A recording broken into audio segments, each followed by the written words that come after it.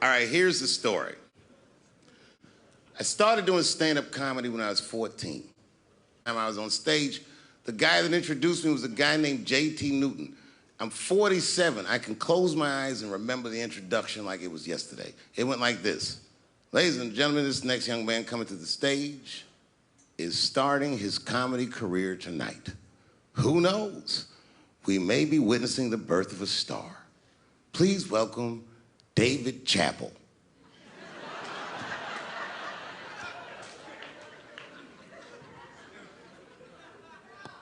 From the first time that I ever held a microphone, I was sure this was it. I knew I was home. I knew I had found my thing. And my God, man, I was a child. I got good. Matter of fact, I was good from the moment I started. And I'm not saying this to be a braggart. I'm telling you the truth. These old niggas was in awe of me. How was this little boy so poised? They used to say. I was. I mean, you know, I got better, but it started out good. About a year into it, when I was 15 years old, I had written a joke during the AIDS epidemic about having a Goodyear condom. Something, I don't even remember the joke. Something about an industrial strength condom by Goodyear. I just remember all the comedians really liked that joke. And there was an older comedian. And he came to me one night after the show, after he saw the joke, and he said, listen, I got an audition at another comedy club, and I was wondering, do you mind if I do that joke? I just want to borrow it. Now, I'm a kid. I don't know any better. I'm like, borrow it? Well, I guess, sure, if it'll help your career. I let him do the joke. And then weeks later, I was waiting to go on in a comedy club, and he went on before me, and he did the joke. And after the show, I pulled him aside, and I said, hey, man, I don't mind you borrowing my jokes, but you gotta give them back. He said, oh, I forgot to ask you. He goes, let me buy that joke from you for $50. And I said, man, I'd do it, but I'm just starting out. I need all the material I can get. The idea being that the more material I can accumulate, the faster I'll be able to make money for my work. I said, I can't do it. I want my joke back. I'll never forget this. Remember, I was a 15-year-old child. This guy was a grown-ass man. He stood up over me so I could see how big he was. And he said to me, really? I can just take it. And he did. I got scared because I was a child. But I never forgot that. I never forgot that. I was 15 years old. I'm 47 now. I think about this guy all the time. When I look at my own kids and I see how young and innocent they are, I can't believe someone did that to me. And I don't think about it every day because that was the worst thing that happened to me. I think about it every day because that was the first time that someone ever did that to me. But in my career, it has happened many, many times since, where someone would intimidate me or scare me and take something that I believe was mine. I'll tell you another story. Now I'm 18 years old. I'm living in New York City, and I just finished my first road tour, which was a very difficult tour. I'll spare you the details. Now I'm back in New York, but my rent is paid, thank God. And I have $60 to my name, and a woman that I had met in Pittsburgh, a bad Dominican bitch,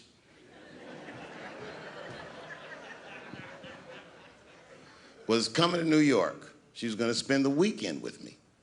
I couldn't wait for her to get there. She was coming that evening, but remember, I only had $60 for a whole weekend to entertain a bad bitch. Now I'm walking through Greenwich Village, and I see something I've never seen before. 3-card Monte. You know what that is? Yeah, the guy had the whole thing. The table was set up, and he had the 3 cards, and the crowd was hooting and hollering, and he was like, find the red card, find the red card, and people were playing. Sometimes they win, sometimes they lose, but it was really exciting, and I'm standing there watching it, and I noticed while I'm watching them play this game that the red card, the one you're trying to find, had just a little bend on the corner. And I'm watching it, and I'm like, yo, this guy doesn't seem to know that red card is bent. I'm gonna beat this motherfucker.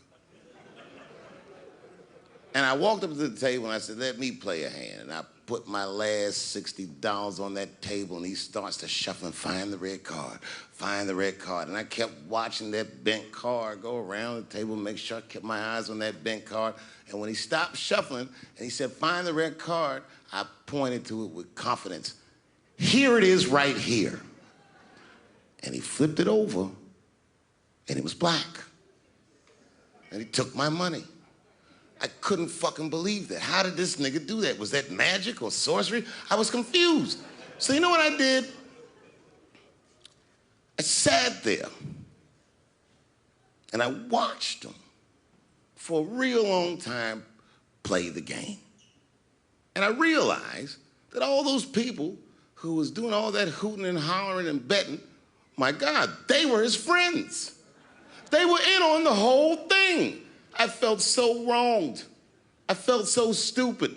And then the next sucker came up to the table and was about to put his money down. And I said, fuck that, man. Don't put your money there. All these niggas is in on it. It's a trick. And when I said that, the guy that was dealing, and this motherfucker was huge, snatched me up by my collar. Feel how strong he was when he grabbed me. I was a skinny little guy. And he was gonna maul me.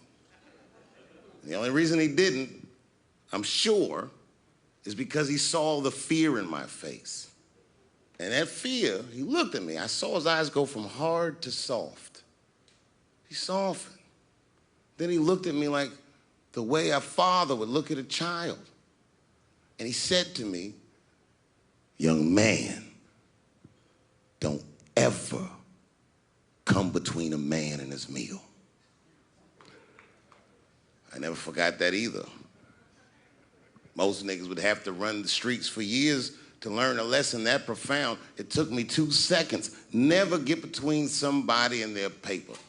Taking a man's livelihood away from him is akin to killing him. Do you know why Prince, the famous rock star that was a friend of mine, do you know why he called himself the artist when he came back? He calls himself the artist because that's what they call us in our contracts. Oh, these contracts are crazy. You should hear the terminology they say in these contracts. To use your name and likeness in perpetuity throughout the universe. Who the fuck could possibly know what that means? Nobody does.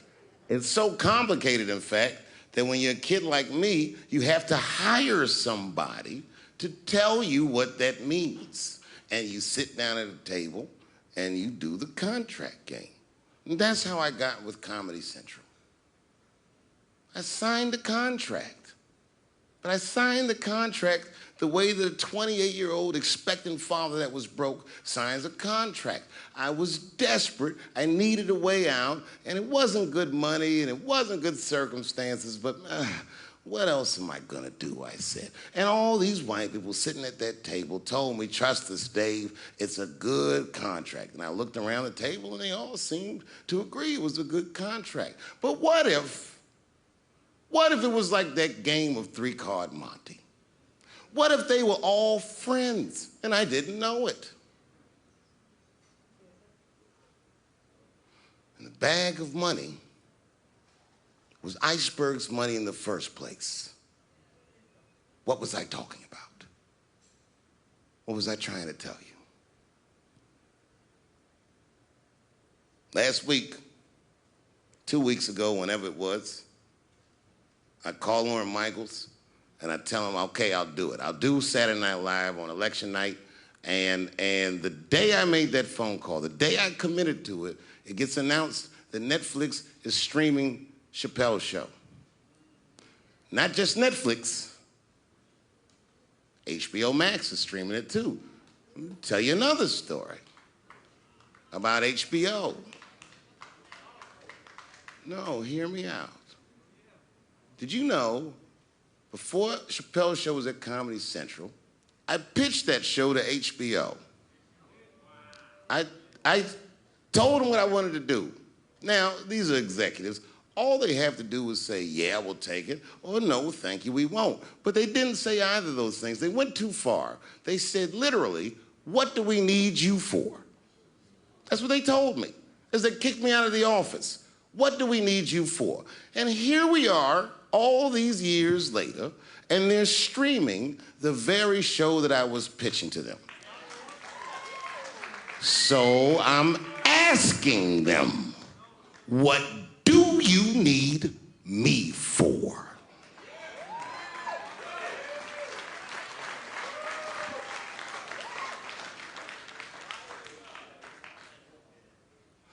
People think I made a lot of money for Chappelle's show.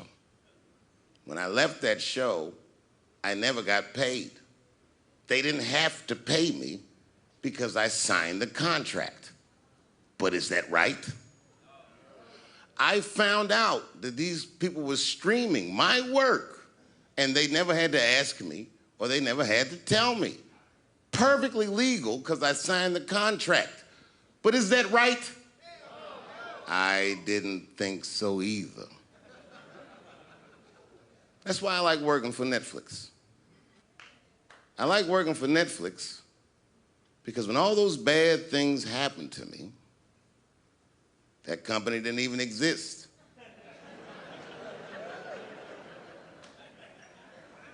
And when I found out they were streaming Chappelle's show, I was furious. How could they not know? So you know what I did? I called them and I told them that this makes me feel bad. And do you want to know what they did? They agreed that they would take it off their platform just so I could feel better.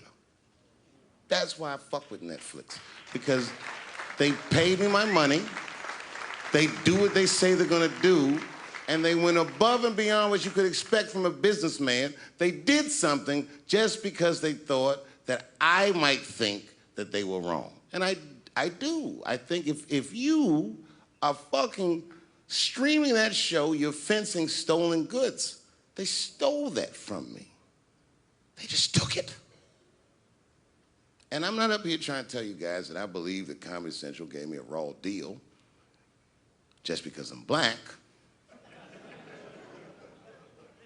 I believe that they gave me a raw deal because this fucking industry is a monster.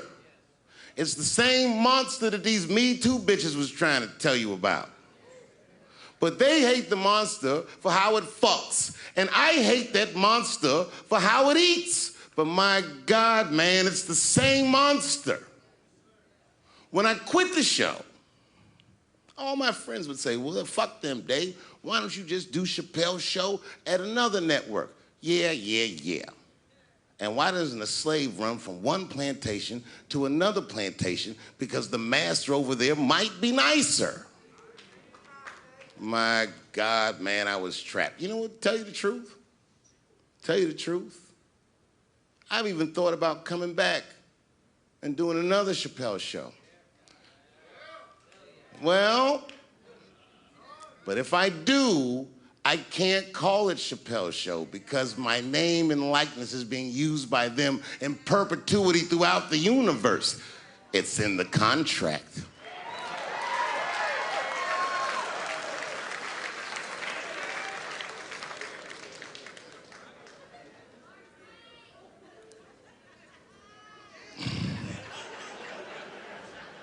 You're not supposed to do this in my business.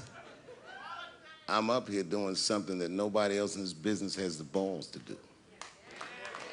I'm telling you something that you need to know. I'm trying to explain to you what you're seeing. You don't understand what you're seeing. I am publicly flogging a network. And I know that this network niggas, they watching me and they saying, why are you doing this so publicly? Doesn't feel good to be flogged publicly. Oh, believe me, I know. I know exactly how that feels. When I quit my show, they said I was crazy. What was crazy about it? I just didn't want to do it anymore. They said I smoked crack. That's impossible. I was a devout Muslim. I didn't smoke or drink. But I do now, bitch, because you ruined my fucking life. Now it's their turn. This is their first nigga lesson, and I'm honored to give it to them. They're gonna pay me for this show. I called my agent. I said, is there anything I can do about this show? And he said, no. Well, fuck you too then. If you want something done right, I guess you gotta do it yourself. So I'm not going to the agents. I'm coming to my real boss. I'm coming to you. I'm begging you. If you ever liked me, if you ever think there was anything worthwhile about me, I'm begging you. Please don't watch that show. I'm not asking you to boycott any network. Boycott me. Boycott Chappelle's show. Do not watch it unless they pay me.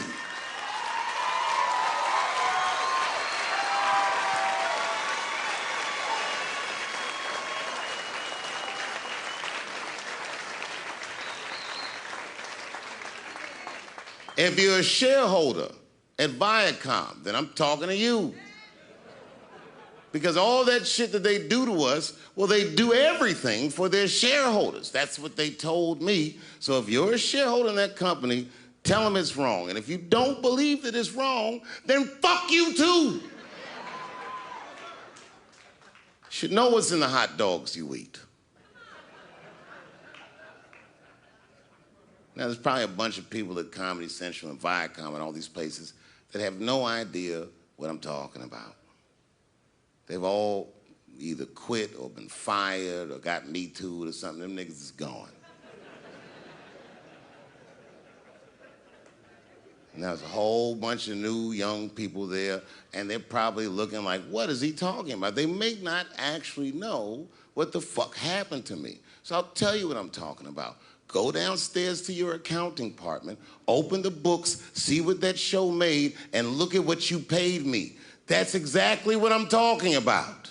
You're going to pay me. I am inviting you to come with me and work with me, and let's fight against that terrible, terrible feeling that you made me feel together. We can fight together and work this thing with Chappelle's show out. Or I can just take it. Thank you.